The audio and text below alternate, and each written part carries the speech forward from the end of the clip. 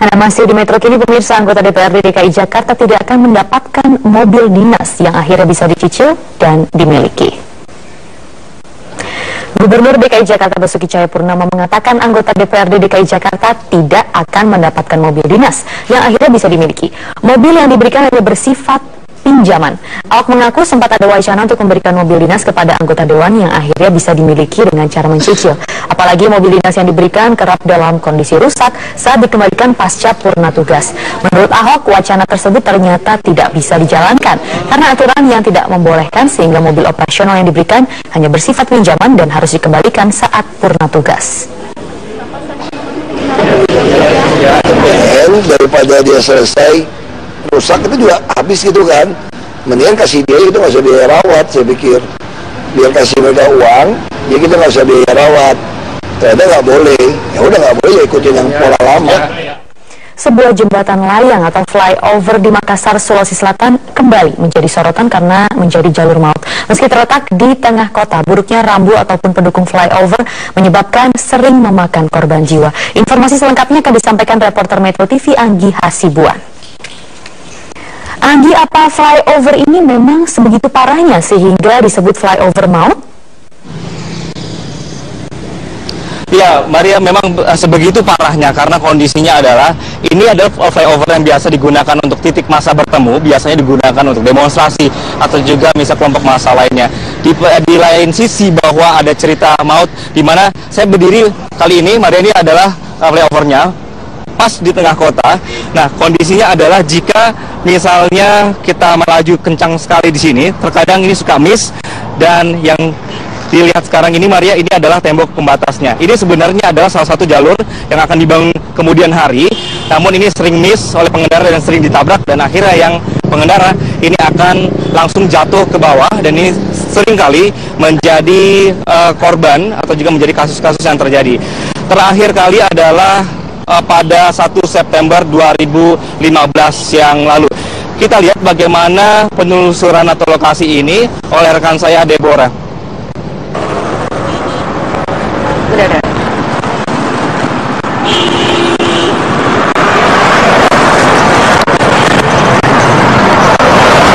Inilah titik rawan kecelakaan di flyover Jalan Urip Sumoharjo, Makassar, Sulawesi Selatan.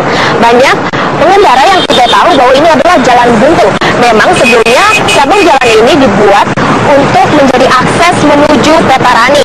Namun hingga saat ini pengerjaannya belum juga selesai.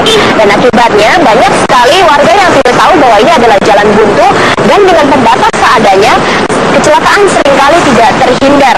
Seperti yang terjadi kemarin malam, seorang pengendara sepeda motor tewas akibat terjatuh dari flyover ini ketika sedang mengendarai motor dan tidak begitu waspada. Hal ini menjadi peringatan yang keras bagi pemerintah kota untuk bisa segera menyelesaikan proyek flyover ini hingga tuntas, atau setidaknya memberikan rambu-rambu yang lebih informatif agar kejadian serupa tidak terulang kembali.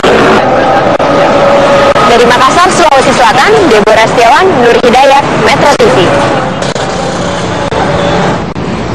Ya, Mari, ada beberapa kejadian, misalnya adalah 1 September kemarin ini baru terjadi lagi kecelakaan di sini dan satu orang tewas karena tidak melihat ada pembatas ini dan akhirnya jatuh langsung ke bawah. Kemudian pada data kami tanggal 29 November yang lalu, pria jatuh kemudian tergilas truk sampah karena langsung jatuh ke bawah lagi. Dan juga di sini pernah kejadian karena banyaknya remaja-remaja yang duduk-duduk di sini, ini akhirnya juga tidak sengaja jatuh dan langsung ke bawah juga. Mari saya bersama dengan pengamat tata kota kali ini untuk mengenai sebenarnya seperti apa sih, kenapa bisa kejadian terus. Saya sudah bersama Pak Asdian Nur Masri, pengamat tata kota. Selamat siang, Pak. Selamat siang. Ini parah sekali, Pak. Maksudnya kita mengambil kasus terakhir kemarin tidak sengaja dan jatuh lagi. Kalau Bapak lihat sendiri, memang sudah tepatkah struktur dari lokasi jalan ini, atau misalnya ada rambu-rambu yang kurang?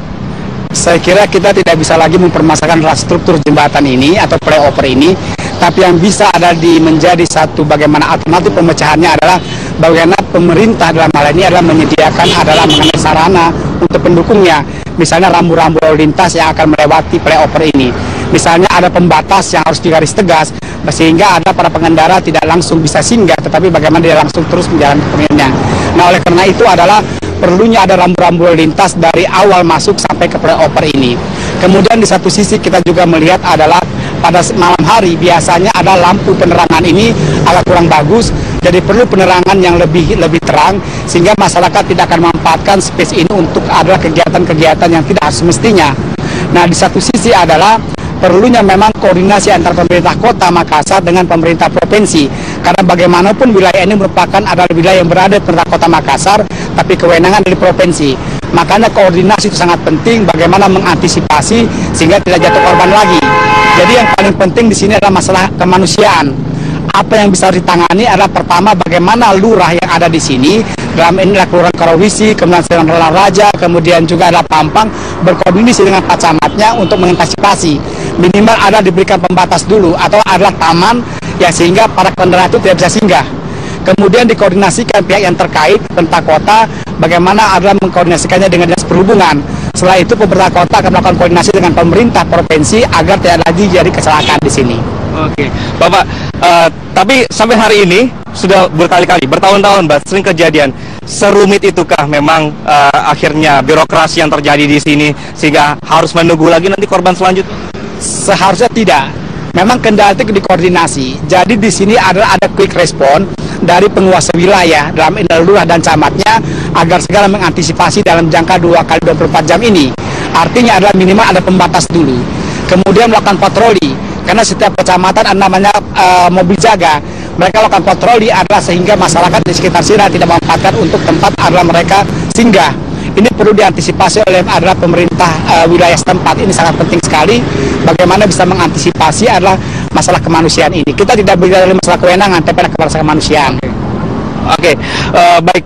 Salah satunya yang penting adalah tadi ruang public space-nya diperbesar, ya Pak ya. Artinya bagaimanapun di Makassar ini kan penduduknya 1,7 juta jiwa.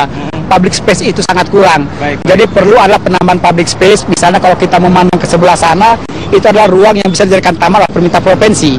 Oleh sebab itu juga misalnya ada tempat-tempat untuk rekreasi tidak ditutup hanya sampai jam 6 malam. Seperti Benteng Sembopu perlu dibuka sampai malam hari. Oke, baik Bapak. Ini kita akan dengarkan dulu. Ini ada tanggapan juga dari pemerintah Kota Makassar tentang kejadian yang ada di sini. Berikut adalah dari Sabri. Ini adalah asisten 1 bidang pemerintahan tata kota Makassar. Untuk flyover Makassar, saya kira konstruksi sudah benar ya, rencana bangunnya sudah benar. Ada sedikit kosong di situ, diharapkan seandainya misalnya ada kendaraan yang macet pas di atas itu di puncak, maka bisa didorong ke kiri sehingga atau ke kanan supaya menghindari tidak terjadinya penyempitan jalan. Ke depan itu kan diharapkan flyover itu juga berfungsi untuk penyambung ke jalan layang di Makassar, di Petarani. Saya kira nanti konstruksi ke depan itu lebih tahu sesuatu. Ya, tadi pernyataan dari Kota Makassar, Bapak, dan terima kasih juga untuk kebersamaan kami di sini.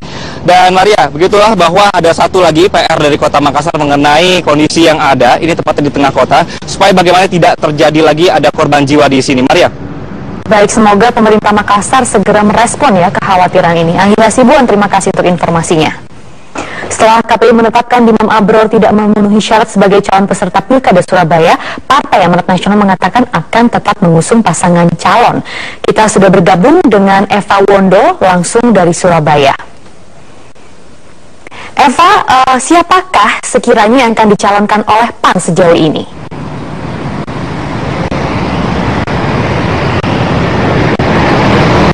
Ya Maria, setelah KPU Kota Surabaya ini mengubah keputusannya dengan menetapkan rasio tetap boleh maju dalam tahapan Pilkada Surabaya, sementara Imam Abror ini tidak boleh maju dalam tahapan Pilkada Surabaya. Ini sejumlah nama tengah disiapkan oleh Partai Amanat Nasional yang juga merupakan partai pendukung dari rasio. Di antaranya ini ada sejumlah nama yang tengah disiapkan yang didominasi oleh kaum perempuan. Dan berikut kutipan wawancara kami dengan Muhammad Surat, Ketua DPD PAN Surabaya. Ada kerusuhan tapi belum bisa kita sampaikan karena belum ada kepastian, nanti kita tidak enak di media lah. Itu perempuan, perempuan. Harapannya juga perempuan, juga, tapi mayoritas berharap perempuan karena nanti pemilih di Surabaya ini kan perempuannya lebih banyak. Sedangkan wali kotanya sudah laki-laki. Kita coba untuk mengubah sistem itu karena perempuannya kan 30%. terkait dengan nama-nama yang akan diajukan ini, setidaknya Partai Amanat Nasional dan Demokrat ini telah menyiapkan 3 nama Sri Kandi, yang 2 diantaranya merupakan berasal dari birokrat dan 1 yaitu merupakan dari kader politik begitu. Di antaranya yaitu yang pertama Esti Martiana Rahmi yang merupakan mantan Kepala Dinas Kesehatan Surabaya, yang kedua Endang Caturahwati mantan Kepala Dinas Perindustrian Perdagangan Surabaya, dan 1 lagi yaitu Lucy yang merupakan kader Demokrat yang juga merupakan mantan DPR RI dari daerah pemilihan Jawa Timur. Dan kini Partai Amanat Nasional dan juga Demokrat tengah menggodok nama-nama ini dalam jangka waktu 1 hingga 2 hari ke depan. Dan berikut kutipan wawancara kami dengan Suyoto, Wakil Ketua Umum Partai Amanat Nasional. Jadi kira-kira kemungkinannya itu siapa penggantinya. Nah, mungkin hari ini akan dimatangkan besok, karena kita akan memanfaatkan bahwa pada tanggal 6 nanti kita akan daftarkan lagi, dan Pak rasio dengan calon kita yang sekarang sedang kita matangkan ini. Ada menambah tunggu-tunggu. Surabaya ini masih akan menunggu siapakah pasangan calon yang akan mendaftar pada tahapan perpanjangan pendaftaran yang akan digelar pada 6 hingga 8 September 2015, dan ini merupakan pendaftaran perpanjangan untuk ketiga kalinya yang digelar oleh KPU Kota Surabaya. Untuk sementara demikian dapat kami laporkan dari Surabaya, kembali ke Anda Maria di Jakarta. Eva Wondo, terima kasih untuk informasinya. Cuaca laut yang kurang baik, jemaah haji dari Pulau Banyu, Kabupaten Bulungan tiba dengan selamat di Pelabuhan Tengkayu 1 Tarakan, Kalimantan Utara dengan menumpang kapal cepat atau speedboat.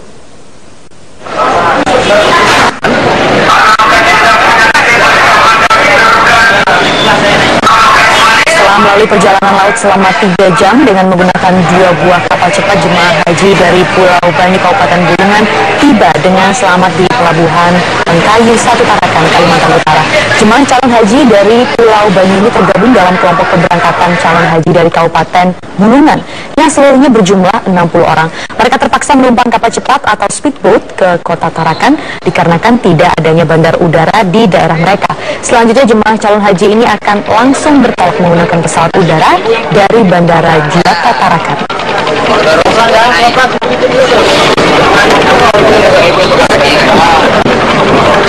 Sebanyak 103 jemaah calon haji asal Kota Bitung, Sulawesi Utara berangkat menuju Tanah Suci. Isak tangis keluarga mengiringi langkah para jemaah calon haji menunaikan rukun Islam kelima itu.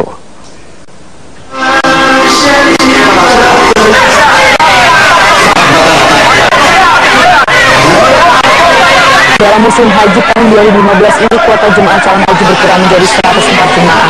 1 jemaah diantaranya batal berangkat karena sakit.